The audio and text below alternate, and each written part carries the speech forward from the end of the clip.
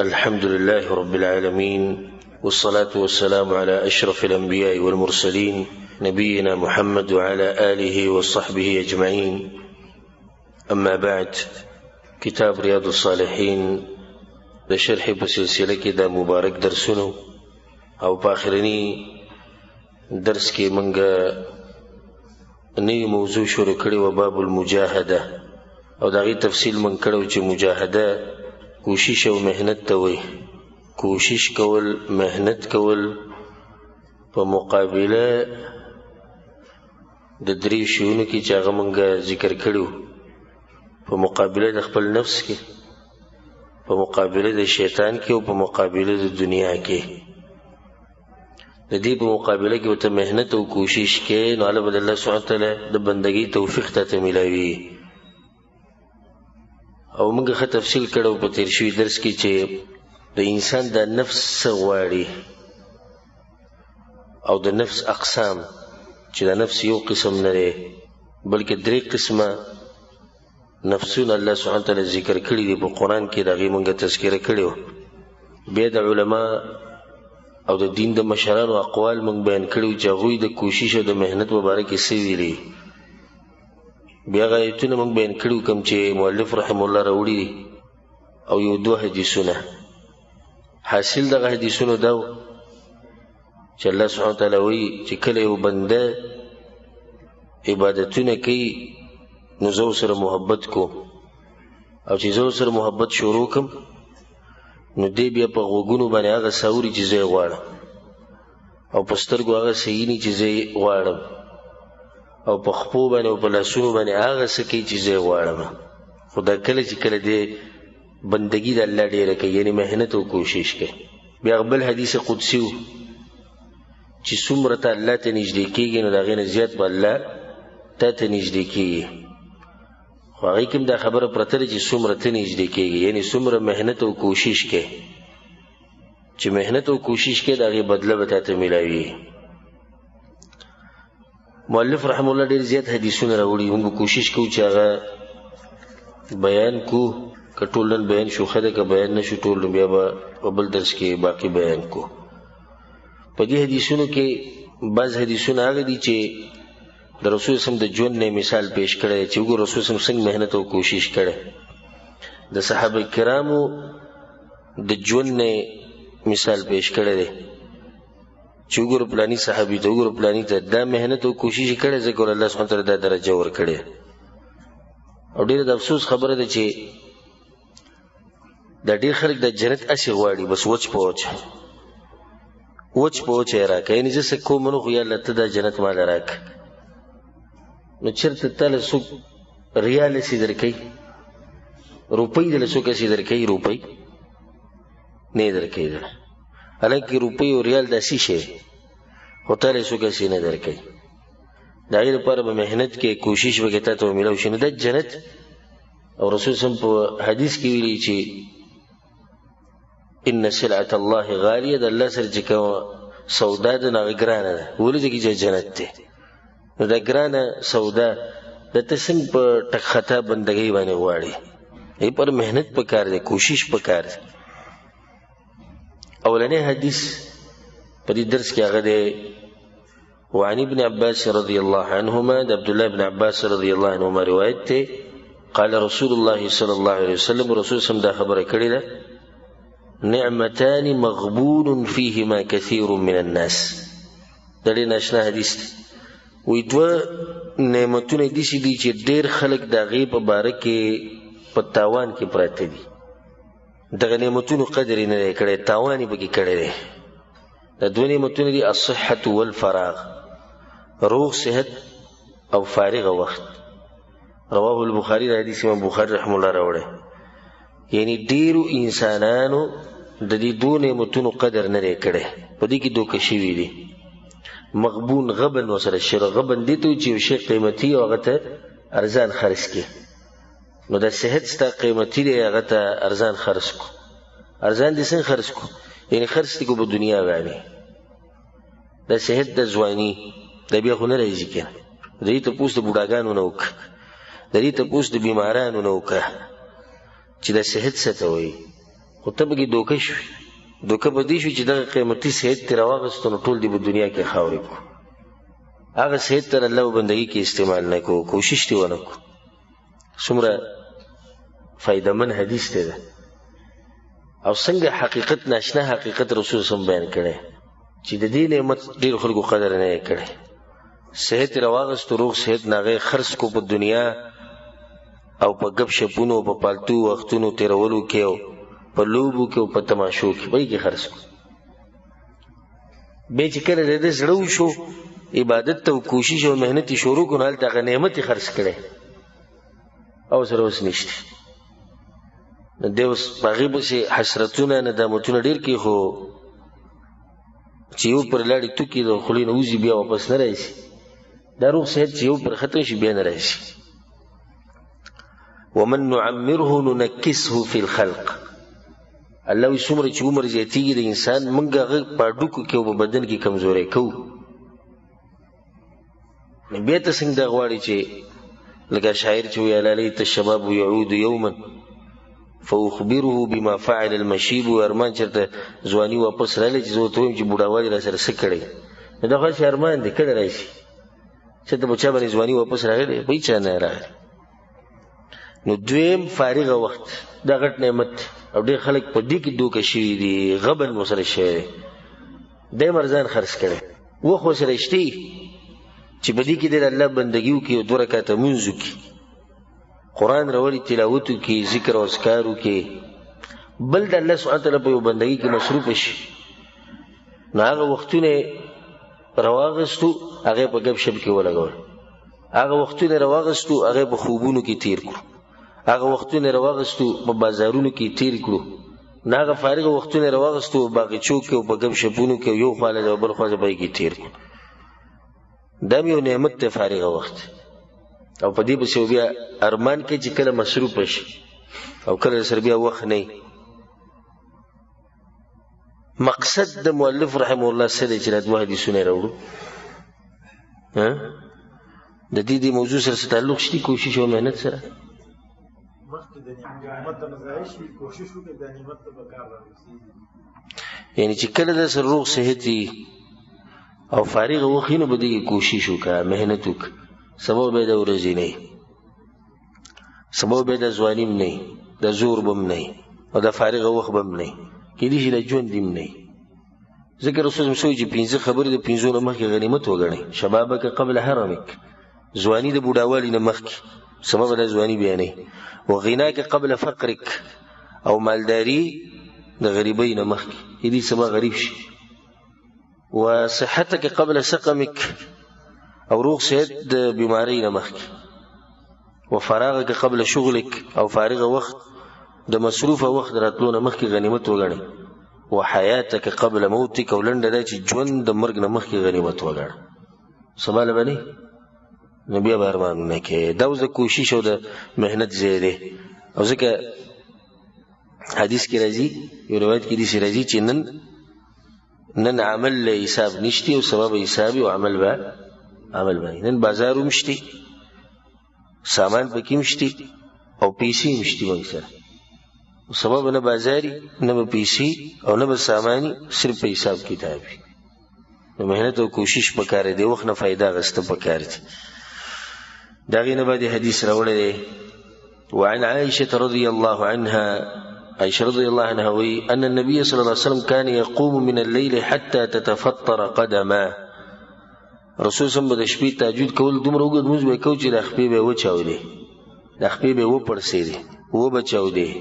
دا اوس د دې لپاره وړو چې وګورو رسول صلی څنګه کوشش کوي، څنګه محنت کوي. او سبحان الله د هغه انسان دی چې الله ورته تېر شوي راتلونکي خطاګانې ټولې بخښلي، نو د هغه د عبادت دا حال. او زمونږ شپه ورځ په ګناهونو کې ده، خو 2 رکعته تهجد موږ نه کوو. شپه ورځ په ګناهونو کې ده، 5 وخته موږ په ټیم نه کوو، قرآن تلاوت نه کوو، ذکر او اذکار، نور عبادتونه، علم هېڅ هم نشته. او ځان راته داسې ښکاري چې موږ څوک یو. دا سید الاولین والآخرین دی، سید الانبیاء، د پیغمبرانو سردار، د آدم د بچو سردار صلی الله علیه وسلم. داغه دا حال چې د شپې موږ به دومره کوو چې د خپې به وپړسېدې نو وبچاودې. عائشه رضی الله عنها ته پوښتنه کو لم تصنع هذا یا رسول الله، یا رسول الله دې اوږده بندگی سره کې او دومره ځان سره ستړی کې. وقد غفر الله لك ما تقدم من ذنبك وما تاخر، لك الله ستا راتلونکي او تیر شوي خطاګانې ټولې بخښي. دا یو فائدې ده ساتي چې دا ګوره صرف د پیغمبر خاصیت دی چې تیر شوي او راتلونکي خطاګانې د ټولې ورته معاف دي. لکه چېرته داسې تاسو چا نه واورئ چې چا دا کار داسې وکړو، لکه د قصه ګو مولیان اکثر داسې خبرې ډېرې کوي، که چا دا کار وایي داسې وکړو نو الله به له تیر شوي او راتلونکي ګناهونه ټول وبخي، نو پوه شي چې دی څه وایي، دروغ وایي. دا صرف د پیغمبر خاصیت دی چې الله ورته تیر شوي او راتلونکي ټولې خطاګانې معاف کړي. د عام امتي لپاره داسې نشي کېدی. رسول صلی الله علیه وسلم جواب ورکو افلا احب ان اكون عبدا شکورا، ولې زما دا نه د خوښه چې زه یو شکرګزار بنده جوړ شم، یعنې زه چې عبادت کوم دا خو د دې لپاره کوم. متفق علیه، د حدیث په صحیح بخاري صحیح مسلم کې، وهذا لفظ البخاري، او د امام بخاري د روایت غ الفاظ دي. یعنی دې نه دا واضح شو چې رسول صلی الله علیه وسلم چې کوم بندګي کوي دا د شکر ادا کولو بندګي کوي. یعنی خو پیغمبر صلی الله علیه وسلم ته پته لري چې زه بخښلی شوی یم. الله اکبر، دا صرف د شکر ادا کولو بندګي ده. نور خو ته پته چې زه جنتي یم، زه به جنت ته ځم، زما اوس ته دا پته هم نشي چېرته به ځو، جنت ته به ځو که جهنم ته به ځو، الله دې موږ ساتي. او بیا هم زموږ د بندګۍ دا حال دی، دا زموږ عبادتونه دي، دا زموږ محنتونه او کوششونه دي. د دنیا دپاره چې موږ څومره محنت کوو که نه زم که د دې څلورمه حصه موږ په دې دین ولګوله که نه، نو زموږ د ژوند به ټول بدل شي. څلورمه حصه ډېره نه،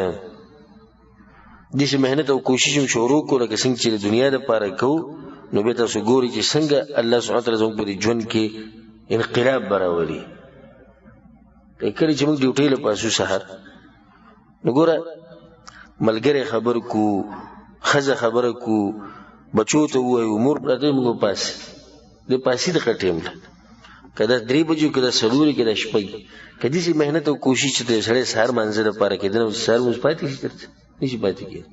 دغه محنت او کوشش که تهجد دپاره شروع شي نشي پاتې کېدی. او بیا داسې نور عبادتونه الله سبحانه وتعالی موږ د رسول صلی الله علیه وسلم په نقش قدم روان کړي چې هغه د شکر ادا کولو لپاره دا بندګي کوي. د هغې نه بعد حدیث دی وعن عائشة رضی الله عنها، عائشة رضی الله عنها وی كان رسول الله صلی الله علیه وسلم اذا دخل العشر،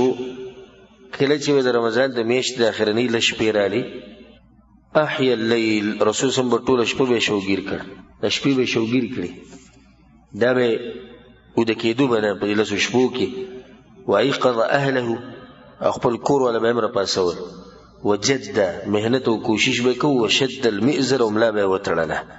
متفق علیه، د حدیث په صحیح بخاري صحیح مسلم کې. د حدیث دې لپاره راوړي چې وګوره د رسول صلی الله علیه وسلم محنت. تاسو ته ما وایي که نه چې مؤلف رحمه الله به داسې حدیثونه راوړي چې په هغې کې به مثالونه تعالی درکوي چې وګوره دې اوچت انسان دومره محنتونه کړي، نو موږ تعالی خو پکار چې بس هم ډېر محنت وکړو. د رمضان د اخرنۍ لږ شپې چې دي، دا په شپو کې غوره شپې دي، او په ورځو کې غوره ورځې کمې وي دي.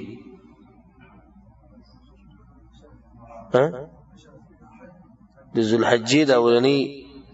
10 ورځې دا په ورځو کې غوره ورځې، او په شپو کې غوره شپې هغه د رمضان د اخرنۍ 10 شپې. رسول صلی الله علیه وسلم په دې شپو کې نه وده کېدو، دومره محنت او کوشش. او ایقظ اهله، خپل کور والا به هم راپاڅول. په دې کې دا فایده ده چې خپل کور والا به د دین طرف ته راکاږي. او تاسو ته ما په تېر شوي درس کې ویلو چې دا نفس داسې په خپله مرضۍ او داسې په خوشحالۍ د دین طرف ته ګوره نه ځي، دا به راکاږي. او تاسو ته ما د سلفو اقوال نقل کړي چې څاروي ته او ځناور ته د پټې دومره ضرورت نشته، او د پړي لکه څومره چې د نفس ته ضرورت دی، دې ته به پړی واچوې راکاږي به. دغه شان به د خپل اهل او عیال د دین طرف ته راکاږي. په دې نه کېږي چې یو پیر مې ورته ویلي، 2 پیر بار بار به ورته نصیحتونه کوي، او چې د لاس طاقت دی بیا به د لاس طاقت استعمال، لاس نه بیا د جبې نه د زړه، او زړه هغه داري چې بس لارې ورسره جدا کړي، خبره ورسره ختمه کړي. د سړي د الله سره نه لګي، زموږ ورسره نه لګي،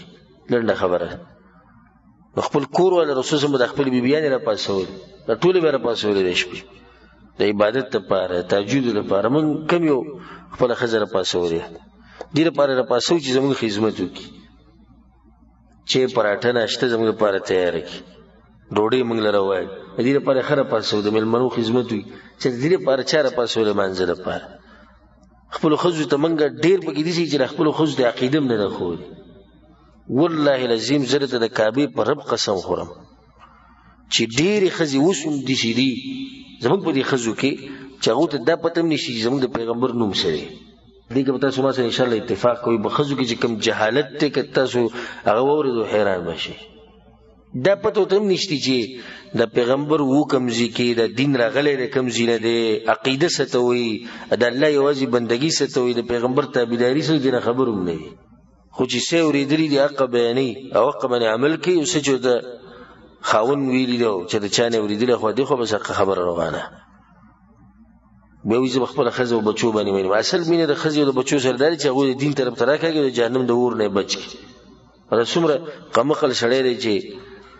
ښځې د ده په مخ کې د ده د سترګو مخ کې هغه روانه د جهنم ته، او د جهنم سکروټه به دې جوړېږي او دی ورته څه نه شي ویلی، دی د جهنم نه بچ کولی نه شي. د ده بچي د ده مخې ته هغه کارونه کوي چې هغه د جهنمیانو دي، او نتیجه دا ده چې د جهنم سکروټې به ترې جوړېږي، دی خپل بچي نشي منع کولی. دا سړی به دا کوم سړی چې دا نشي کولی دی په خپل هم څه نشي کولی، د خپل هم بندګي د الله سبحانه وتعالی عبادت داسې شوق ورسره نه وي. ګوره مونږ چې بچي کله کار نه کوي د کور نه یې وباسو، ووم او ټکو یم او شړو یم د کور، خو داسې به ډېر لږ کسان چې د عبادت سوچ وسړي چې زما د زوی عبادت کوي که نه کوي، د الله بندګي کوي که نه، دکې دینداري شته او که نه، د کور نه وشړي او وی وایي وی ټکوي، داسې لږ دي که ډېر دي. ما خو چې د داسې څه ویم چې که یو کس دومره چې ته اورېدلي نو خو داسې عامه خبره ده چې بس په مزدورۍ وهه ټکوه، مزدوري نه کوي، ریالونه او ډالر راوړه بس ته ښه سړی که دین دې هر څنګه. او چې ریالونه او ډالر یې نه راوړې او روپۍ نه راوړې نو بیا ته بد سړی اگر که ته دیندار یې. دا د ډېرو مور او د پلار دا ذهن جوړ شوی دی چې بس بچی هغه بچی چې روپۍ ګټي او ریال راوړي. نو رسول صلی الله علیه وسلم به د خپلې بیبیانې راپاڅولې، وجد محنت او کوشش به یې کو، وشد المئزر ملا به یې تړله. ملا تړلو یو خو واضحه معنی خلکو پلاني کار ته ملا تړلی دی، یعنې محنت یې شروع کړی. او یو معنی دا شد المئزر یعنی لنګ به یې وتړو، مئزر ایزار لنګ ته وایي، یعنې د بیبیانو سره به یې کوروالی په دې شپو کې نه کوو، صرف په عبادت ته توجه. د هغې نه بعد حدیث دی وعن ابي هريره رضی الله عنه، ابو هريره رضی الله عنه وایي رسول صلی الله علیه وسلم دا خبره کړې ده المؤمن القوي خير واحب الى الله من المؤمن الضعيف. قوي مؤمن، طاقتور مؤمن د الله ډیر خوښ دی د هغه مؤمن په مقابله کې چې هغه کمزوری دی. او دې کې مقابله ګورې د بدنونو نه، بدنونو مقابله څه شي ده؟ د اعمالو. څه بدن خبره نه روانه چې بس کم کله کسان چې غټ دي او خوشحاله وي چې د الله نه غټ خوښ دي، دا کمزوري نه دي خوښ. د المؤمن القوي چې هغه چې طاقتور دی د الله په بندګۍ کې محنت ډېر کوي، کوشش ډېر کوي، د الله ډېر خوښ دی. د هغه مؤمن په نسبت چې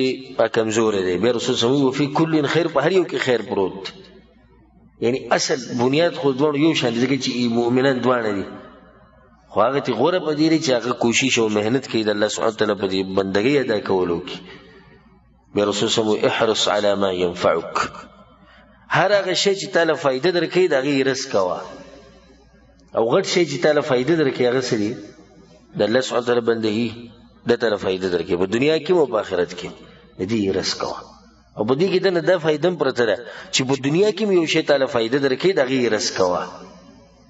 یو شي د لاسه ستا ژوند په ارام کېږي، ستا ژوند ښایسته کېږي، دنیوي امور کمي، نو دې کې دنه دا خبره هم پرته ده چې د هغې کوشش کوه، د هغې محنت کوه. واستعن بالله. څومره ناشنا خبرې کوي رسول الله په دې حدیث کې کړي کې دا درې ټکي دی واورېدو ستا ژوند ټول بدلېدی شي. اولنی احرص علی ما ينفعک، کوم شی چې تعالی فایده درکوي د هغې رس کوه. مطلب دا شو چې بې فایدې شی څه که پرېږده. او ذکر رسول صلی الله علیه وسلم وایي د اوچت مؤمن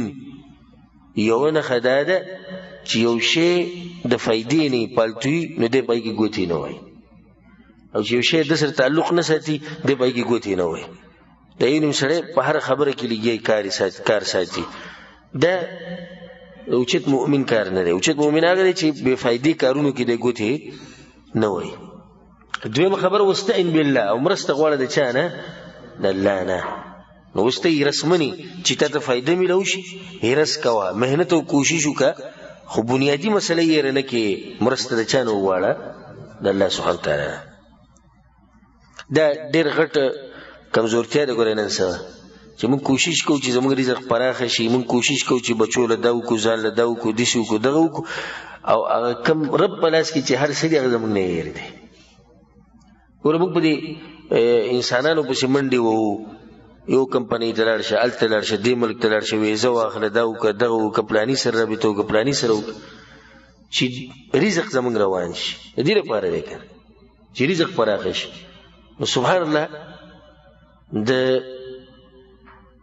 کم بنده ته چې په خپل رزق ملاویږي موږ په هغه پورې نښتي یو او د چا په لاس کې چې اصل رزق دی هغه هم پرېښودی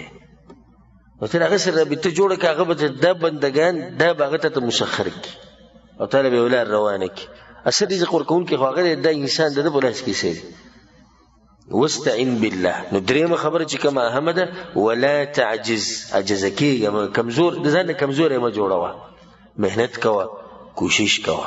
دنیوي کارونو کې او اخروی کارونو کې د آخرت په کارونو کې او په دې کې ښکلی مثال موږ مخې ته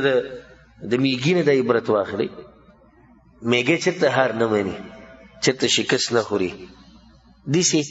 چې هغه که په دیوال روان وي ځان سره څه شی راغستی ولیږي بیا خیجي ولیږي بیا خیجي یو پیر وخیجي نو دا ډېر ملګري زموږ د دې میږو نه هم کمزوري لکه د یو کار اراده وکړه دا زه تاسو ته داسې فایدې در کوم په دې دین کې آخرت هم شته دنیا پکې هم شته او دا د نن سبا د لیبرل غونته کې خلک چې د علمانیان دوی دا ذهن د خلکو جوړوي چې دین دا صرف د جومات سره تعلق ساتي بس نه دین د هر څه سره تعلق ساتي اوس یو سړی د تجارت کوي نو دا درې خبرې یادې ساته احرص على ما ينفعك هغه تجارت شروع کړه چې تا له فایده درکوي دا د رسول صلی نصیحت واستعن بالله غټه خبره یاد ساته د رسول صلی نه چې مرسته د چا نه وغواړه د الله نه وغواړه بیا اسباب جوړوه نو درېیمه رسول صلی چې ولا تعجز نو کمزوری کېږه خیر دی که اول پیر کې ناکامیابه شوي خو د خپل کار مه پرېږده بیا او بیا بیا او بیا او یو ورځ به څه شي یو ورځ به کامیاب شي او داسې د اول پیر نه سړی چېرته کامیابېږي نه لږ لږ شروع کړي دې مخې ته لاړ شي الله ته یو غټ انسان جوړ کړي هغه دنیوي لحاظ سره او هغه دیني لحاظ سره دې نسخې ته ډېر زیات ضرورت دی لکه نن سبا چې دا کوم حالات دي زموږ د ملګرو دی چې مزدوریانې نشتي او قرضې په خلکو ډېرې شوي دي او مسلې او مسایل ډېر شوي دي د هغو دپاره د قیمتي نصیحت دی چې هیرس کوه د هغه څه چې تا له فایده درکوي مرسته غواړه د الله نه او کمزوری کېږه مه توخته کړه سړی نو صرف په دې باندې چې ستا مزدوري ونه شوه یو ستا کار خراب شو ستا ویزه خرابه شو یو خبره ختمه شوه ته د سعودي عرب نه لاړې یو تبایل شوه نه رازق الله سبحانه وتعالی دا په هر ځای کې رازق دی دلته هم رزق ورکوي نه هلته هم رزق ورکوي دلته هم ستا د کارونو تدبیر کوي هلته هم ستا د کارونو تدبیر کوي الله سبحانه وتعالی موږ له توفیق راکړي په دې باندې عمل کولو بیا رسول صلی الله علیه وسلم بل نصیحت کوي د درې دي کنه نو څلورمه سره بل هم یاد ساته وان اصابك شيء او که چېرته څه مصیبت ته در ورسي دې هم کېدای شي مصیبتونه ته راشي کوم کار چې ته غواړې هغه ونه شي نقصان وکړي یا عام مصیبتونه د دنیا د کم چې دي به انسانانو به راځي د باندې راشي څو خپلوان مړ شو حادثه راغله بل څه چلو شو فلا تقل ندب نوي لو أني فعلت كذا لكذا لو أني فعلت كان كذا وكذا كما چرته دي کړه نو دي څه بنوي دي څه بوي دي څه بنوي دي څه بوي رسول صلی الله خبري بناکي نو سبب ولكن قل قدر الله وما شاء فعل تقدیر کې الله لیکلی او څه چې الله وخت هغه وکړه خبره ختمه شو دا څومره ښکلې نبوي نسخه ده مصیبت ته راغی نو لنډه خبره دا ده چې د الله په تقدیر کې لیکلي او الله چې څه غواړي هغه وکړو خبره ختمه شو ولې دې څه به نه وایي چې کچرې د کچرې ټکې فإن لو تفتح عمل الشیطان د شیطان ته دروازه کولاوي کچرته دي شي کچرته دي شي کچرته دي شي کچرته دي شي کېدې نه شو ځکه چې تقدیر کې نه وه نو ته څنګه دا کچرته دي شي یاره پلانی به نه مړ کچرته دی د کور نه وته دا خو ته ساده سړی دا خبرې کې دی به لازم مړ کېدو ځکه چې تقدیر کې لیکلی شي کچرته ما دې شي نه کړی زما کاروبار به نه خرابېدو کچرته ما دې شي نه کړی پلاني حادثه به نه راته دا خبرې پرېږدئ ښکلې خبره ته رسول صاحب وښو چې دا ټول شاته چې څه شوي دغه شوي او ځکه زه تاسو ته یو قیمتي خبره کوم زموږ ټول ژوند هغه 3 ورځې دی 3 ورځې دی زموږ ژوند اولنۍ ورځ هغه ده چې هغه تېره شوې ده او څه چې تېر شي هغه هېر شي بیا راځي نه نو په تېرو پسې جړا کول د خپل وخت ضایع کول دي دویمه ورځ هغه ده چې سبا به راځي د هغې موږ ته پته نشته نو یو تېره شوې ده څه کېږي نه د هغې سره یو را روانه ده پته یې ملا نه لګي یو هغه ورځ ده چې ته پکې یې دا ورځ په اصل کې زمونږ ورځ ده بس دغه زمونږ ژوند دی دا ښه تېرول غواړي دا په خوشحالو سره تېرول غواړي او ډېر کسان یاره پوخا بس دې چل شوی پوخا دې چل شوی د پوخا سره څه کې کې ورسره څه زه شي اوس ورسره څه کې واپس یې راولي واپس خو نه راځي نو بیا ډېر د سبا له راغلی نه صبر خو کې الله بنده چې کله راغی بیا به ورسره ګورو که او په دې باندې ما یو پیر یو بیان کړی د خوشحالۍ د حاصلولو اسباب که زه په دې عنوان باندې بیان او پای کې موږ دا مثال ذکر کړی و چې دې سړي داسې مثال دی چې ماشوم لا پیدا شوی نه دی د مور د خېټې نه مخکې راوباسي او میوه لا پخه شوې نه ده او دی مخکې راشو کوي صبر وکړي چې میوه پخه شي بیا به ورسره ګورو که چې دا ماشوم وشي بیا به ورسره ګورو نو چې دا ورځ کله راغله الله به خیر کړي خو تا سره چې کومه ورځ ده دغه ستا ورځ ده دا ښکلي تېره که دا به خوشحالو تېره که څه مصیبت راشي بس وایي د الله له طرفه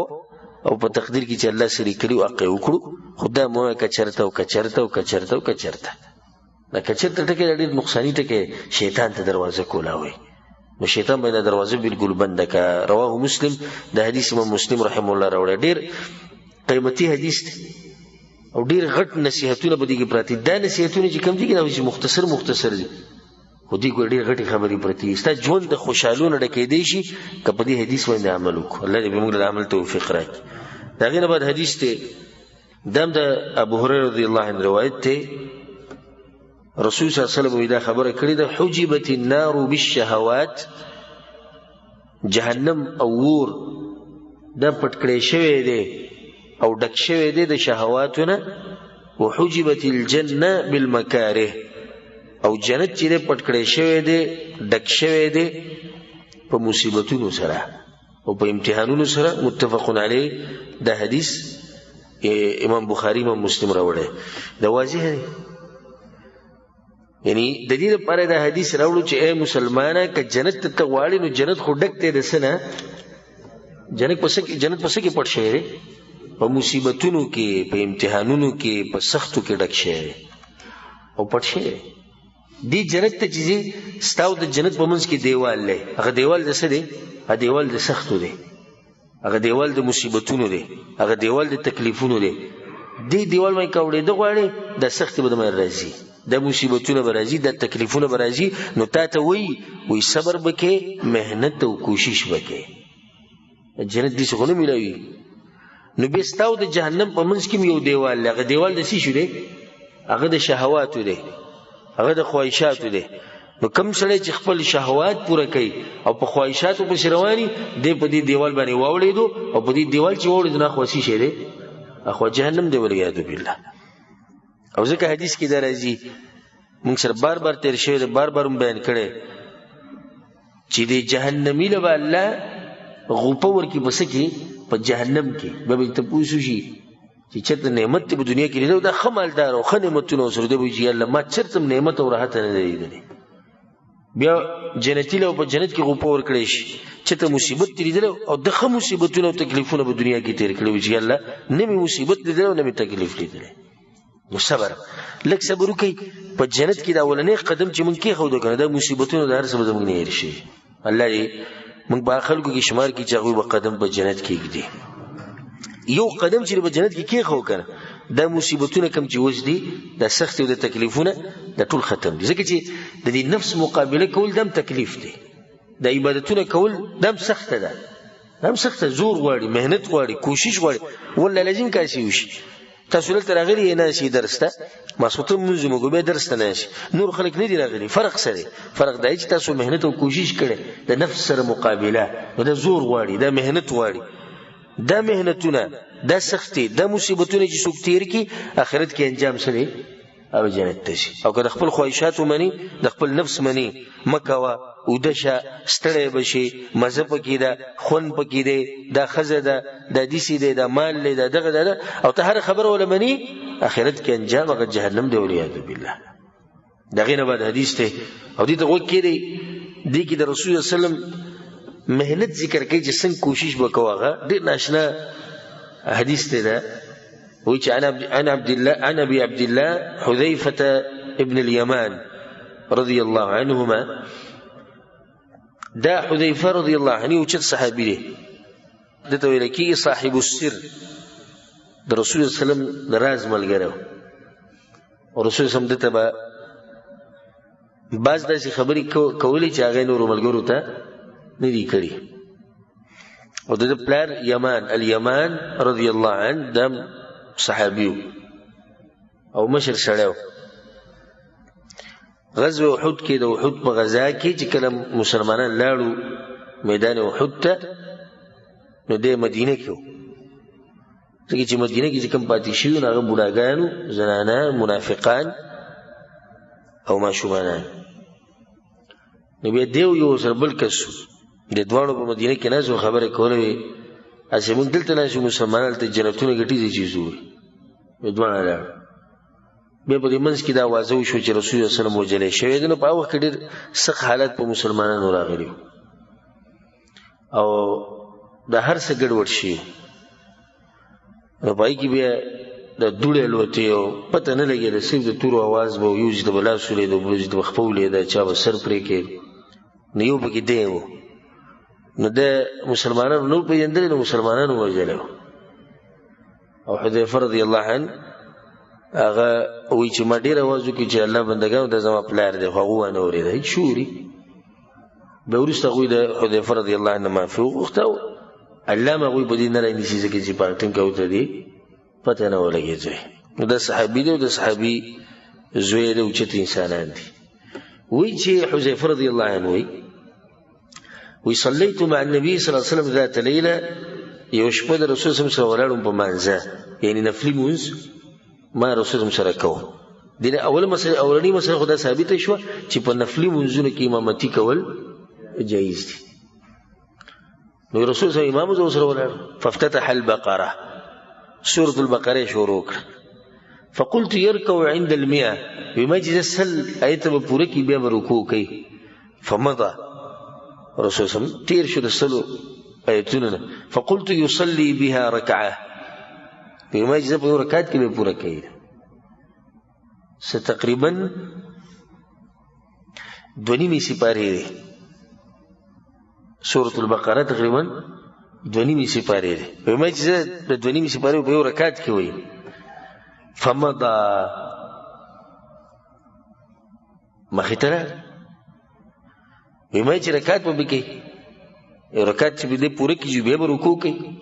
ثم افتتح النساء سورة النساء شروع کړه سورة البقره ختم کړه کوم سورۃ شروع کو سورۃ النساء او دې کې دوه فائدې ده ساته د سوراتونو ترتیب مخ کې شاته کول په منځ کې د جایز دي او دې د مکروه ویل دا شی بے ځای فتوا ده دې کې په سورۃ البقره په کوم سورۃ راځي ال عمران راځي او رسول سم سورۃ النساء شروع کو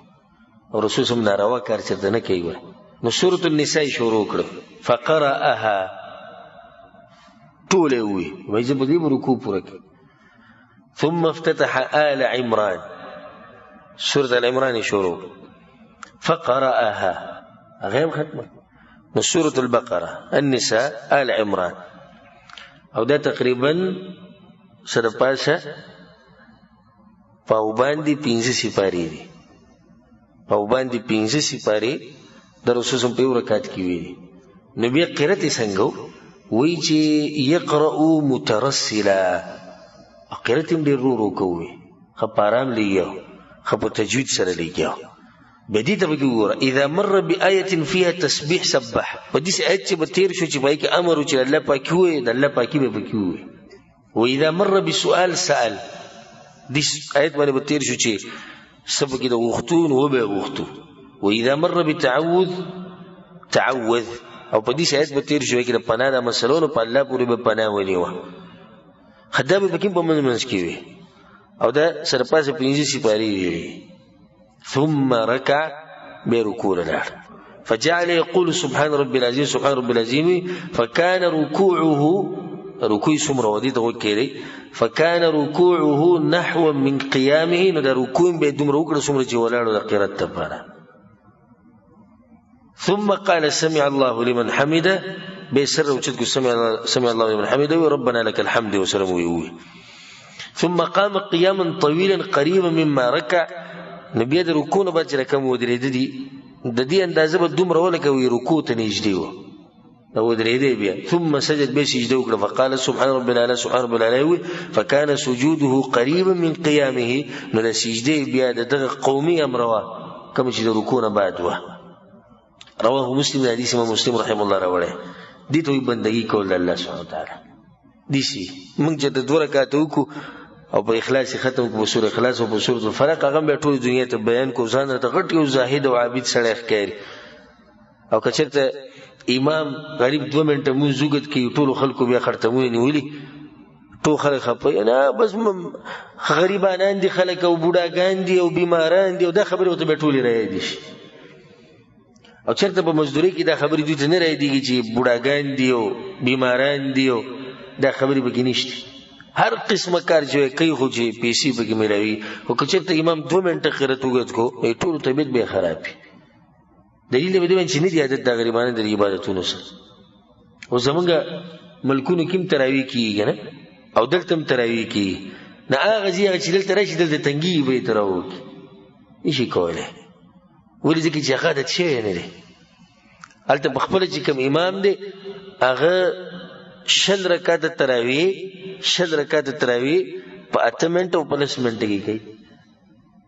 مقابله به کې روانه ده. مخکې روزه کې تیر شوی کنه، مخکې روزه کې وی چې انډونیشیا ده کم ملک ته وی هغه پکې وګټله، نو مقابله به کې روانه. هغه تقریبا ما ته کړي چې 2 منټه کې 6 رکعات کړي، هغه وګټله. نو زمونږ دی ولم زور ورکو چې اوس دې ریکارډ جوړ کړي چې وونه راکته کو به ویروي وابیان د مون سره دښمنی ده. د وابیانو لکه الله دې نه کې زمونږ د منځ سره کوم ځای دښمنی ده. دلیل چې زمونږ د منځ سره وي تاسو 6 رکعات تراوی ولې نه کوئ؟ راشه شل کو خو دې به کو لکه څنګه چې راته کو کوي به ما سره ولا لازم کې د یو رکعات ومو عبادت زنه نه کې نه مانی عبادت پوری ته خاندي. زما 8 رکعات تراوی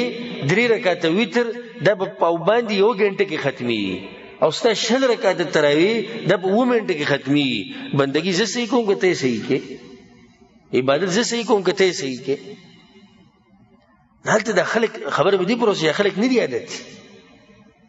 بل دې په تلاوت نه پوي، تلاوت په ترجمه پوي نه پوي. سبا دې ودرېږي وګد منځت عرب کولای شاته جاړي وسرم خون ولوګي چې هغه په ترجمه پوي. اوس یو ساده سره ودرېږي زمونږ دی کې نو له ترجمه ورځي نو له تفسیر ورځي او امام لګوګد شي وځه طبيعت خراب هي تنګي کنه نه پوي به خبره باندې سړی څوک نه پوي هغه به تنګي. نو ځان عادت کوي د وګد مون سره، ځان عادت کوي د وګدوګ د عبادتونو سره. بلکې صحابه کرام او سلف صالحین دغه د طریقه و چې د رمضان د اخرنی لشپې جری په دې کې وي د قران په یوش په کې ختمو، په یوش په کې ځکه چې د شپې د فضیلت دی، په یوش په کې به پوره قران ختمو. د عبد الله ابن الزبير عثمان ابن عفان د دې نقل عبد الله ابن الزبير رضی الله عنه په حرم کې الله سبحانه وتعالى بندگی کوله، کعبه په خوا کې سجده به ولګول، دومره وګد سجده به ولګول چې کوتري براتلی او هغه په ملا بناستي یو چې د سلرګي شي پروت دی،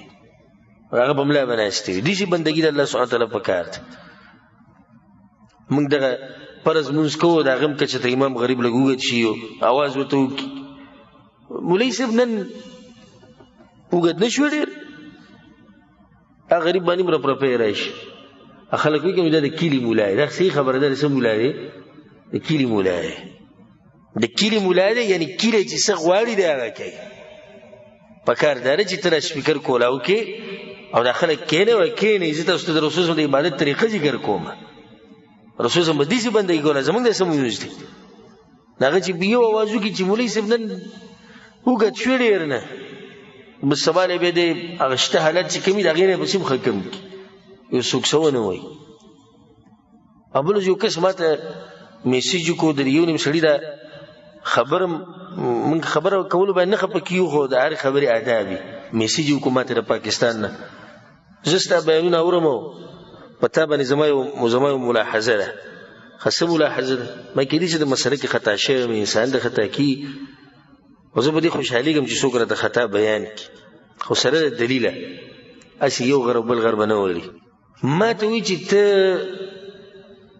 په دې غریبانانو علماو پسې خبرې کوې نو ما غریب خو زه یم پخپله زه کوم دي چې بادشاه یم یا وزیر اعظم یا صدر یم ټول یو شان یو ما په چا پسې خبرې کړي وایي نه دا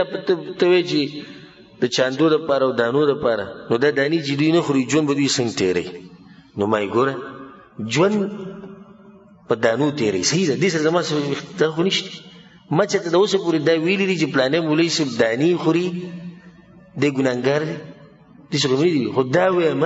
چې د دې دانو دپاره د دې د حاصلولو دپاره حق مه پټوه دا مې ویلي دي ما خو د اوسه پورې څوک دا نه ثابتولی په ما باندې چې ما دا ویلي چې یعنې د مولوي صاحب ته ما دا ویلي چې ته دانې مه خوره ته پیسې ماله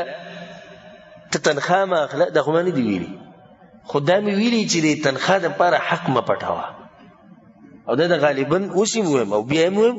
چې هلته زمونږ په ملک کې چې کم امامان دي د جوماتونو ده د ډېرو پکې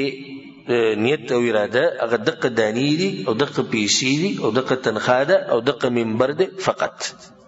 د دې سره کار نشي چې عوام په څه طریقه روان دي ډېر ملګري موږ سره په درسونو کې کینی دا کومې مسلې چې زه بیانوم ټول موږ اول پیر واورېدې اکثر ملګري وایي 99% ملګري 99 یو کم 100% ملګري دا وایي دا مسلې موږ اول پیر واورېدې نو کوم ځای کې دغه علمان چې هغوی په کلیو کې تقریرونه کوي او درسونه کوي دا مسلې تاسو ولې نه بیانوئ چې یو بیان کړي بلې بیان کړي بلې بیان کړي حق به واضح شي که خو دوی پټې کړي د څه دپاره دي هغه د دې دپاره چې پلانې او علانې هغه خفه نه شي او دا خبره ما ذکر کړې وه پر زه پاکستان کې یو ځای ته جومات ته ورغلم نو هغه مولوي صاحب زه پېژندمه کله چې مانځه ته مخکې کېدو نو حیاء د حیا د لاسه ما ته وایي ته مخکې شه ما ته مخکې شوې نه ته مخکې شه زه مخکې کېدم د مخکې کېدو کې د محراب پرې خوا کې ما ته په غوږ کې ووایي امین په تیزه ونه وی او رفالدین ونه کې ما ته بېغمه شه هېڅ به م نه کېږي ما الحمدلله امین ومو رفالدین مې وموکړو بیا چې کله مونځ ختم شو سړی ډېر خفه ناست شو زه ورسره میلاو شوم مولوي صاحب دا خلک نه مني دا خبرې ما ته وایي دا خلک وایي نه مني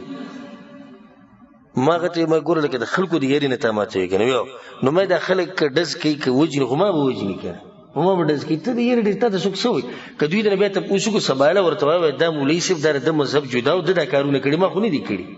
ته دې خلاص او که ما نه چا تپوس کوو زه به یې جواب کوم که ما نه چا تپوس کوو زه به یې جواب کوم ښه په هغه منځ کې ما 3 کارونه کړي یو پکې امین په تیزه وي بیا پکې رفالدین مو کړو او د صورتونو د ترتیب مې قصدن الټه کو ما چې دا مسله ورته واضحه کړه بیا چې ما سلام وګرځو مولوي صاحب خفه ناست ستنې ته ډډه لګولې او یو سپین ږیره پکې پاسې داسې وتو نه ته خو پته و چې دا علم په سعودي عرب کې کړی نو دې وتو کې وویل سعودي عرب خلک ښایي خو د قرآن په ترتیب نه پوهېږي وایي دی په دې وتو کې داسې وویل د قرآن په ترتیب باندې وایي دوی پوه نه شي وتو نه چې دته دا نه پته چې دا کم صورت ته دا کم دی نو ګوره هغه مولوي صاحب ما ته ښه صفه ووایي دا خلک یې نه مني هغه ته به ته یې منې که نه زه خو یې منم خو خلک یې نه مني نو چې د خلکو سوچ کوي نو بیا خو د دین نه ټول پاتې کېږي ته یې وکړه سبا یې بیا وکړه بل ورځ یې بیا وکړه دا خلک به راګرم شي بحث مباحثه به وشي خبرې به وشي د حق به واضح شي ستا ملګري به په اوله کې لږي ډیر بشي او ډیر بشي. دا ټول کیره، دا ټول جمعات دا به د رسول سم په طریقه باندې عمل کوي، خو په شرط دی چې ستا په زړه کې به دا نه وي چې ګورې که دوی ما وباسي او که دوی ما مړ کړي او که دوی داسې که داسې، نه، دا خبرې به نه کوو. او ځکه فضیلة الشیخ شمس الدین رحمه الله دا پښتنو کې غټ عالم تیر شوی دی او د سعودي عرب علماء ټول پیژني او ډېر یو شجاعت الله سبحانه وتعالی ورکړو، ډېر بادر انسان و. هغه حق به بیانو په هر ځای کې، الله سبحانه وتعالی دې رحم وکړي. نو یو بیان علما اورېدو او د بیان په اوله کې دا وی دا غرور ته نصیحت کو چې ګوره گزاره کوه او دا به وشي دغه به وشي داسې به وشي. نو هغه چې دا بیان شروع کوو نو ټول بیان مخکې یو خبره زما یاده ساتئ، که څوک زما په دې خبرو باندې ما وجني نو هغه ته دومره نصیحت زه کومه که ډز کوې نو د مخې نه وکې د شانه وینا کوې، بس چې صرف ما ته پته وي چې ته ما وجني، نور هر سړي به خپله مرجي ده، خو دی چې د شانه به ډز نه کوې.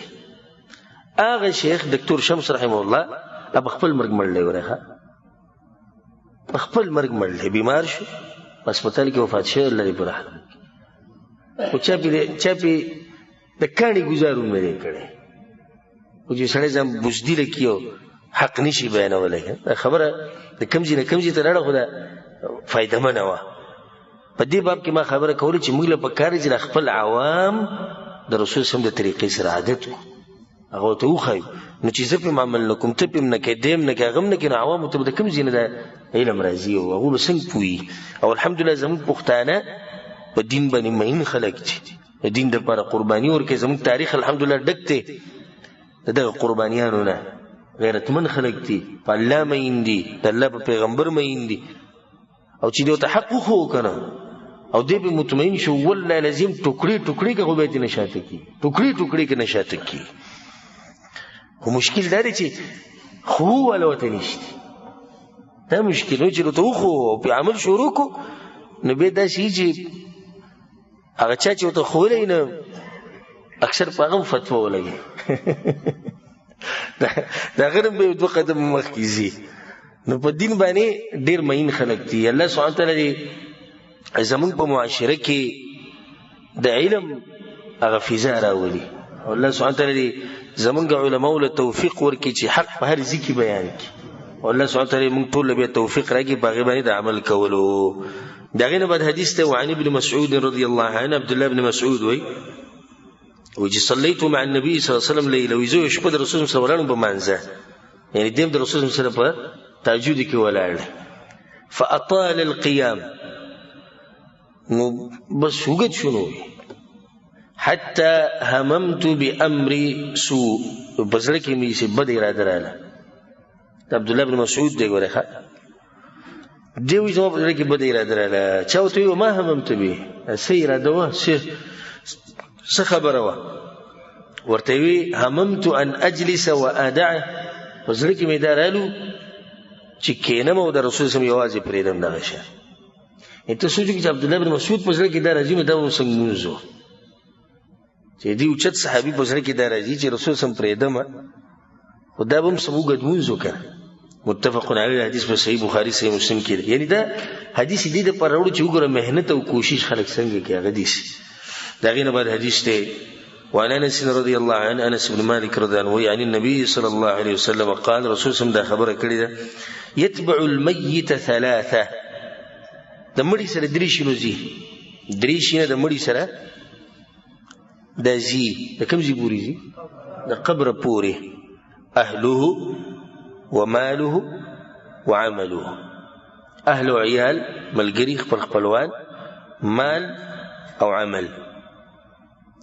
مال څنګه ځي قبره پورې؟ یعنی د دغه نوکران، خادمان، ګاډي او کم کسانو چې د سره د مینې د مال د لاسه محبتو، دا مال دی، او دته به چمچې چرولې، دته به کېناستو پاسېدو، ټول ورسره ځي د قبره پورې، او عمل ورسره هم ځي. فیرجع اثنان، دوه واپس شي، ویبقى واحد، او یو پاتې کېږي په دې قبر کې. یرجع اهله وماله مال او اهل ته واپس شي خپل خپلوان ملګری ټول واپس شي او يبقى عمله سره پاتې کی متفق علیه د حدیث په صحیح بخاری صحیح مسلم کې او که زه تاسو ته پوښتنه کوم چې دې حدیث ته دې موضوع سره څه تعلق دی اخو واضح ده خو څه تعلق موضوع سره کوشش په دې عمل کې پکار دی ځکه چې تاسو سره قبر ته کوزي زمون حالات ته وګورئ دي په عکس دي کوشش ټول د هغه سره پاره دی چې رسول سموي چې هغه د قبر د غاړې نه راوپس کی هغه اهل او عیال ملګری خپلوان او مال او زمون ټول مهنت دي لپاره او کوم چې اصل شی په قبر کې موږ سره پاتې کی هغه موږ شاته گزار کړي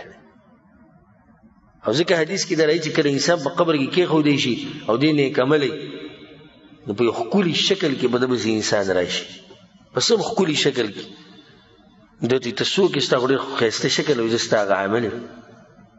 خوشاله شي او کوم چې بد عمل انسان او بی دین انسان په دغه سره عمل هغه دی د انسان په شکل کې راځي چې د شکل یې سموراني او دې ویری یو تاسو کې ته وړي بد شکل او ستاسو عمل دا عمل تاسو په قبر کې ګوره خخيږي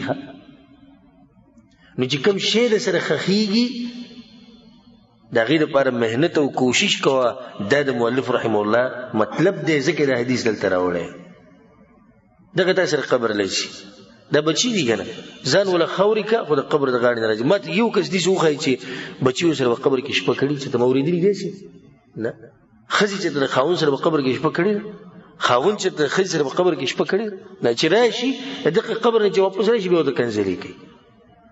او بدر دي پښې دا چل کړه او خد چې مړ شو خد چې خلاص شو او ډیر پکې دي چې په خله ونه وي د خلکو شرمي خو په زړه کې خوشاله دي چې زه خد چې د بوډا ختم شو او زه خد چې دی بوډۍ نه خلاص شو او زه خد چې دی خاون نه خد چې دی خاون نه خلاص شو ګوري یو دي شو دا ابل زمونږ د یو خپلوان سره ټلیفوني رابطه وشو والد سیبو مونږ سره نو به داغه کور والوي وي بس هغه بوډا شوی دی او دیسی دی چرته لاړې وته بهر ته دیسی د ما بیا خپل والد سیب ته چې وګوره دا دې سړي ټول عمر کوشش کړی دی د ښځې لپاره د بچو لپاره سختي تیری کړي خو چې نن هغه بوډا شو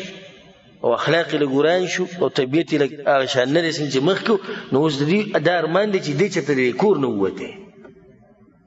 حالکه دې سړي خپل ځواني ژوند خوري کړی د دې ښځې او د بچو لپاره او کله د آخرت لپاره سنې کړي د به غټ بدبخت انسان دی بچی دي تنگ دي ښځه دي تنگ ده خپلوان دي تنگ دي چې دې مړ شوی او آخرت لپاره هم سنې نشته خو که یو سړی ښځه او د بچو سره نه لګي او عمل وسره یې نو نه دی لګي وسره دا غوي کنه عمل خو سره شتي کنه په قبر کې خو یوازې نه د دې عمل لپاره کوشش وکړي په دې بچو په دې ښځو په دې دنیا په دې مدو کې کېږي ګوره دا ښځه د بل سړی ته واده شي او دا مال ستا د مرګ اواز راتله او ستا وارثان به د یو بل سره دا مسله چیړي چې اوس به سي چل کو دا به څومره تقسیمي او څنګه به تقسیمي او دې څه به ډېر شوي دي ګوره چې مړی غریب په کټ کې پروت دی لای خخ کړی نه دی او وارثان وران شوي دي د میراث په مسله کې دا خلکو ته وي بې ادبه دا سړی خو اول دې قبر ته کوز کوي که نه بیا به مال سره ګوري نو د هغه ته یېري چې دا سړی قبر ته کوزول غواړي د هغې نه بعد حدیث دی وعن ابن مسعود رضي الله عنه عبد الله بن مسعود وي قال النبي صلى الله عليه وسلم رسول سم دا خبره کړې ده الجنة أقرب إلى أحدكم من شراك نعله والنار مثل ذلك رواه البخاري ده حدیث امام بخاری راوړی وی جنت تاسو کې یو کس ته دومره نږدې دی د سپلۍ د دې تسمې نه ورته هم زیات نږدې دی او جهنم هم نږدې دی د سپلۍ د تسمه نه پیزار د تسمه چې کومه ده د دې نه زیات تا ته جنت نږدې دی او د دې نه زیات تا ته جهنم هم نږدې دی د حدیث څه مطلب شو مطلب یې دا دی رسول سموي چې خبره ستا په لاس کې جنت تا ته ستا د پیزار د تسمې نه زیات نږدې دی خبره ستا په لاس کې محنت وکړه کوشش وکړه نږدې دی میلاویږي درته د جهنم د تم دومره نږدې دی ګوره محنت او کوشش پرېږده د آخرت دپاره د الله بندګي پرېږده دغه نږدې جهنم ته به ورشي نو دا د یېرې حدیث هم د انسان په یېره کې شي چې جنت ماته زما د پیزار د تسمینم زیات نږدې دی،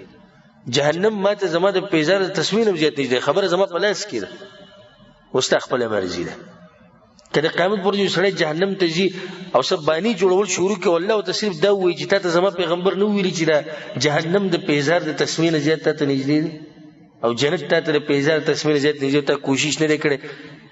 دی ملامت شو که ملامت نه شو؟ ملامت شو. د هغې نه بعد حدیث راوړی دی، دا به اخرنی حدیث ووایو. وعن ابي فراس ربيعة بن كعب الأسلمي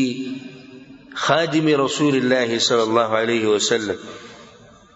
ربيعة ابن كعب الأسلمي رضي الله عنه دا رسول صلى الله عليه وسلم خادم و خدمت به کو او دی په اهل صفه کې و. اهل صفه د رسول صلی الله علیه وسلم په جماعت کې شاته چې به اوسېدو د دین طالبانو او دین به زده کو، دغه پکې د رسول صلی الله علیه وسلم خدمت کو. د دین اولنی مسله دا واضح شو چې د دیندارو او د علماو د مشرانو خدمت دا عبادت. رسول صلی الله علیه وسلم بعد دغه وارثان هغه څوک دي؟ هغه علما دي. د دې علماو خدمت دا یو عبادت دی، په دې الله اجر ورکوي. بعض روایتونه کې دي چې راځي اگر که سندن کمزوري دي وي د عالم مخ ته کتم عبادت دی، پاتې راځي چې یو سړی خدمت کوي، په دې باندې الله سبحانه وتعالی خوشحاليږي، دې بندن راځي کېږي. ولې؟ ځکه چې الله سبحانه وتعالی د دې عالم سره ډېر محبت کوي، نو چې ته هغه سره ډېر محبت کوي الله به تا سره محبت کوي. نو ده به د رسول صلی خدمت کوو. ډېر ناشنا ځوان لکو وایي چې كنت ابیت مع النبي صلی الله علیه وسلم، ما به د رسول صلی سره شپې هم تېرولې، کله کله به دی ویده شو د رسول صلی سره، شپه به یې کوم ځای کې وکړه؟ د رسول صلی سره به یې شپه وکړه. فآتیه بوضوئه، نو دا اوبه بوله د اودس ته ما راوړي، بیا خدمت به یې کو. دا چې رسول صلی په تهجد له پاڅېدو ده به ورته اوبه تیارې کړې وي. بوضوئه وحاجته، بلکې څه ضرورت و هغه به ما پوره کو، ما به سره منډه وایله. نو ماته یو ورځ رسول صلی چې سلني څه وغواړه که، او دا د رسول صلی عادت و چې چا به ورسره ښه وکړو نو د خو جواب به خو سره ورکو. او دا خبر ما ته ښکاري چې ما تېر شوي درس کې ذکر کړو، که نه مخکې چې درون سړی هغه دی چې د چا سره ښه وکړي هغه ته یېري، او څوک چې ورسره ښه وکړي هغه او ته یادي. او د سپک سړي علامه دا ده چې د چا سره ښه وکړي هغه ته نه یېرېږي، او چې څوک ورسره ښه وکړي هغه ته یېري.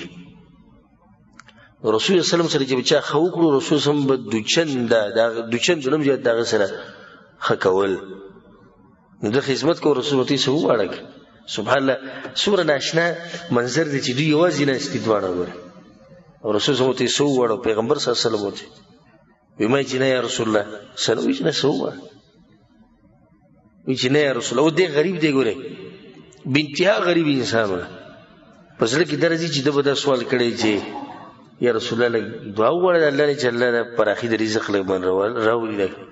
موږ ته که چې پته ولګېدي چې دیندار سړی راته وایي چې څه دعا غواړي چې باید زه وغواړم، نو موږ ورته اولنۍ خبره دقه ایښودي چې موږ دغه دعا وغواړي چې الله دا قرضې ختمې کړي او دا رزق لږ پراخه کړي. دغه زموږ غټ ارمان دی، خېټې نه خوا نه وړو، دغه خېټې په خو شا کې ګرځو موږ همیشه. هغه ویل یا رسول الله صلی الله علیه وسلم نه څه ووایه چې پته ورته ولګي چې رسول صلی الله علیه وسلم لازم وایي چې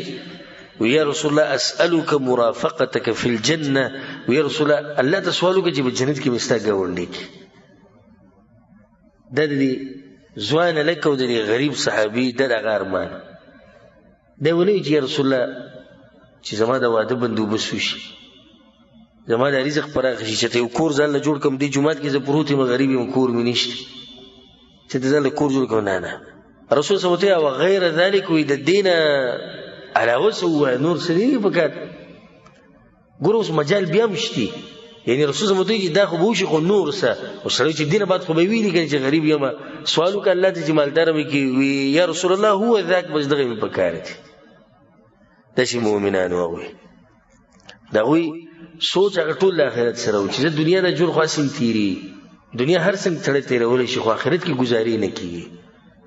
ځکه چې آخرت دوه خبرې دي، یا جنت دی او یا جهنم دی. هلته ګزاره نه کېږي، دنیا کې خو ګزاره کېږي، بلکې غالبا خلک چې دي رزق یې دومره پراخه نه دی دنیا کې چې کوم عام انسانان دي، نو دا مالداره پکې لږ دي په نسبت د غریبانانو او په نسبت د غمزپلو چې غمونه پې ډېري مصیبتونه پې ډېري. خو ټول لګیا دي ګزاره کوي، لګیا دي بس دیزي کې دیزي کې دیزي کې مرګ وله راشي، خو ګزاره کیي، خو په آخرت کې ګزارې نه کیږي. بیا ورته رسول صلی الله علیه وسلم ویلي فاعنی، نو بیا زما مرسته وکړه. ګورئ ځکه چې تا ووایي چې دعا وغواړه که نه، زه خو به دعا وغواړم د الله نه چې یا الله ربیا په جنت کې ما سره ګاونډي کا، خو ته به م یو کار کې زما مرسته وکړي. څنګه؟ فاعنی علی نفسک بکثرة السجود، منځونه به ډېر کې نو ته به زما مرسته وکړي، زه به دعا وکړم ته به راسره مرسته وکړي، نو ستا دا ډېر عبادتونه محنت او کوشش چې زما د دعا سره یو ځای شي، نو ته به په جنت کې زما ګاونډي شوی. دا حدیث دې لپاره راوړو چې وګوره رسول صلی الله علیه وسلم دې صحابي ته څه وی کوشش وکړه بکثرة السجود، سجدې ډېر دلته مطلب دا نه چې صرف سجدې لګوه، سجدې نه مراد څه دی؟ مونځ ډېر کوه، نفلي مونځونه کوه، تهجد کوه، د ساخ مونځ کوه، عام مونځ چې څه کوم مونځ دی هغه کوه،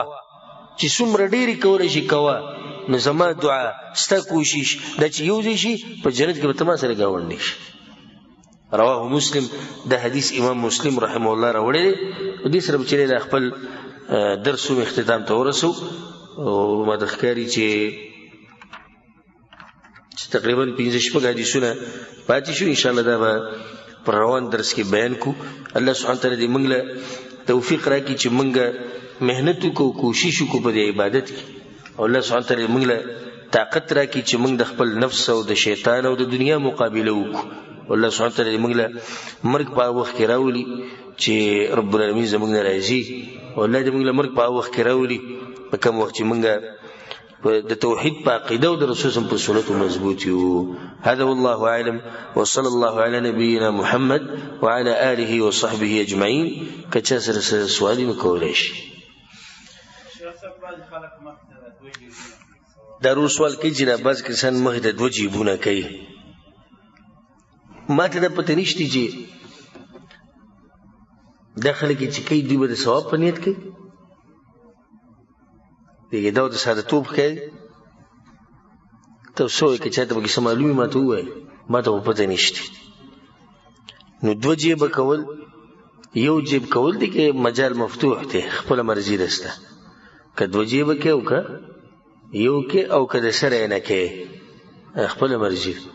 خو ما ته په دې کې څه نه دي معلوم، او که د چا څه اورېدلي چې یعنې دو جیبونو کې فضیلت دی، نو څه فضیلت ما نه دی اورېدلی چې دو جیبونو باره کې فضیلت راغلی. دا به هسې چا څه خبره کړي، والله اعلم.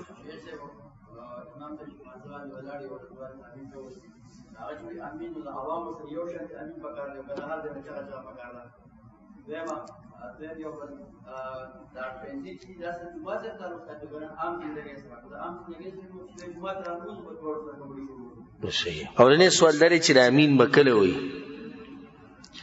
اذا قال الامام ولا الضالين فقولوا امين. یو حدیث کې دی چې کله امام ولا الضالين وایي تاسو امین وایي. نو چې امام ولا الضالين ختم کې نو ته به امین وایي، او دغه ټیم کې امام هم امین وایي، نو د امام د امین سره به یو ځای امین وایي. دویمه مسله چې دا پنسې د ګیټو نه بره ساتل آیا د منځه سره تعلق ساتي که نه؟ دا د مسلمان نارینه دپاره همیشه داسې ده. دا ښکلی سوال دی. حدیث کې خو دا راځي، بیا به کتاب سوچ وکړئ چې ما اسفل من الکعبین من الازار فهو فی النار. د کعبینو نه لاندې د ګیټو نه لاندې رسول صلی الله علیه وسلم وایي چې د چا پنسي، پینټي، لنګي، ثوبي، چې هر شی د دا ګیټې به په جهنم کې. او دې کې رسول صلی الله علیه وسلم خو دا خبره نه ده بیان کړې چې دا منځه دپاره ده. یو حدیث کې هم څوک خویم نشي چې دا مسله د منځه دپاره ده. نو دا زموږ دا خلک چې د منځه دپاره اوچتې او بې راکوزي کې دې څه مطلب شو؟ خو ته دروازې نه راووتې بیا دې په ګناه کبیره کې شو. ګناه کبیره ده. ولې ګناه کبیره؟ ځکه چې وعید پرې راغلی چې ففي النار دی به جهنم ته ځي. رسول صلی په حدیث کې وایي چې ازرة المؤمن یا ازار المؤمن الى نصف الساق، د مؤمن پرتوک پینسی کاغه لنګي کاغه د پینټ پینسی کاغه ثوبي هر شي وي د نیم پړکی پوری د غوره طریقه ده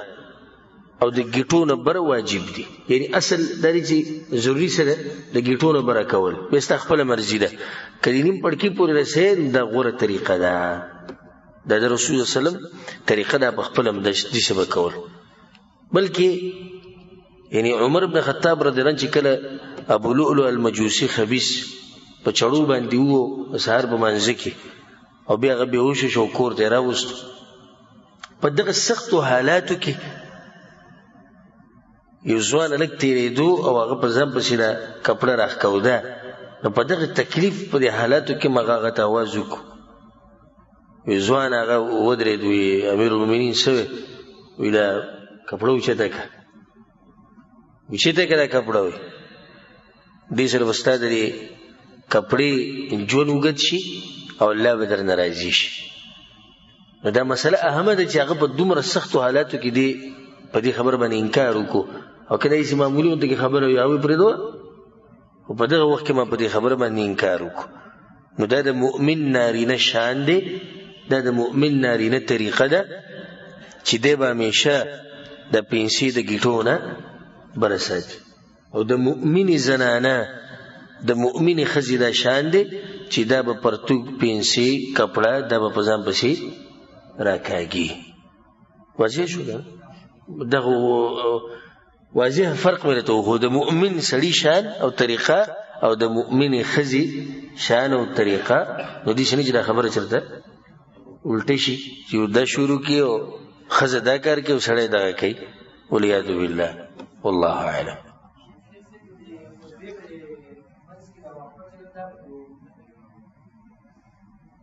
څوک نه کوي د دوه خطبو منځ کې وقفه د رسول سم کوله. په صحیح بخاری په صحیح مسلم کې د روایتونه چې رسول سم به یو خطبه وکړه بیا به کېناستو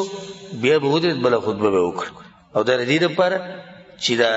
خطیب چې دی په خپله لږ تازه شي، لږ کښېني دمه شي بیا پاسي نوي خبره شروع کړي نه سره تازه شي.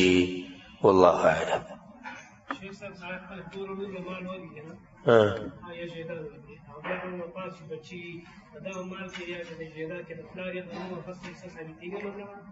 درونو کې د پلار بچی شتي هلکان پکې شتي، هلکان او جنکۍ دواړې، چې کله یو زنانه مړه شي او د خاوند شتي بیا پکې وروڼه څه کوي، خاوند هم شتي بچي هم شتي هلکان او جنکۍ او پلار هم شتي. که پلاری نه خو د پلاری څه ختمه شوه، خو چې خاوند یي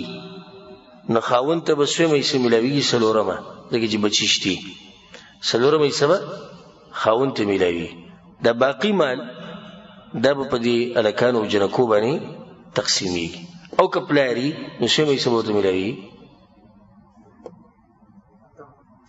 تمام شپږمه حصه به ورته میلاوي. دا واضح شو چې تاسو چېرته میراث په دې مسلو کې څه اورېدلي نه یي. نه پلار ته شپږمه حصه شوه، که بچي یې بچو ته باقي مال، او خاوند ته څومره حصه شوه؟ څلورمه حصه شوه، او وروڼو ته به ووایي چې اوس کې ورسره بسکټ هم وخورئ او بیا ځئ. صحیح شو؟ الله اعلم. انشاءالله امید بساتو.